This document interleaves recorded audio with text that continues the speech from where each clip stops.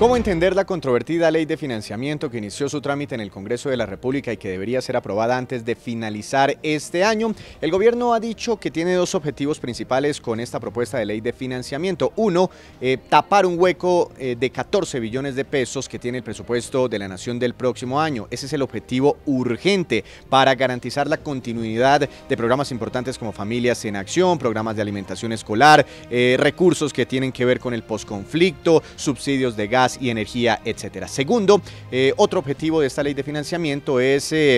hacer unos cambios a la actual estructura tributaria del país y además generar ciertos incentivos a las empresas para generar crecimiento económico de largo plazo y una mayor generación de puestos de trabajo formales. Esta ley de financiamiento está dividida en varios capítulos y vamos a comentar solo algunos de ellos. Uno, tal vez el más importante, el más polémico, el que tiene más enemigos en el Congreso de la República, tiene que ver con las modificaciones en el IVA. Esta ley de financiamiento propone, de un lado, disminuir la tarifa general del IVA, que actualmente es del 19%, primero a un 18% el próximo año, para llegar a un 17% en el 2021. Segundo, y el punto más controvertido, es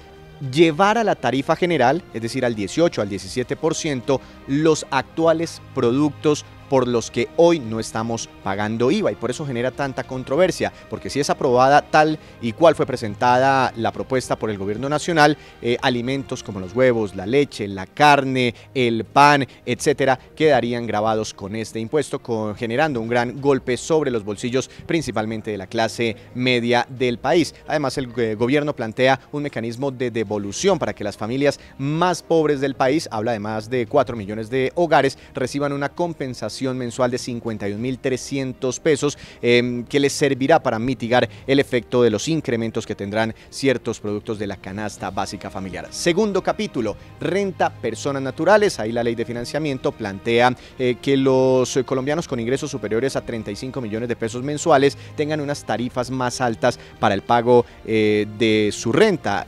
o lo que tiene que ver con el impuesto a la renta en sus declaraciones de renta. Promete el gobierno que las personas que hoy no declaran renta no lo harán con la ley de financiamiento, que los que ya pagan renta que no paguen más, es decir, que no se aumenten las tarifas y que esto solo afecte a aquellos colombianos de mayores ingresos. Muchos analistas dudan sobre estos puntos, sobre estas promesas, creen que los cambios que se están realizando en el impuesto de la renta sobre personas naturales obligará a más colombianos a declarar renta y podrían subir las tarifas para muchos. Además, contempla disminuir el tope a partir del cual se generan las retenciones en la fuente de los trabajadores colombianos y un tema muy importante, los pensionados con ingresos superiores a 4.700.000 pesos mensuales derivados de su pensión tendrán que pagar el impuesto de renta. Y hay un tercer capítulo muy importante que tiene que ver en términos generales con la disminución en la carga tributaria que pagan las empresas para generar crecimiento económico, empleos,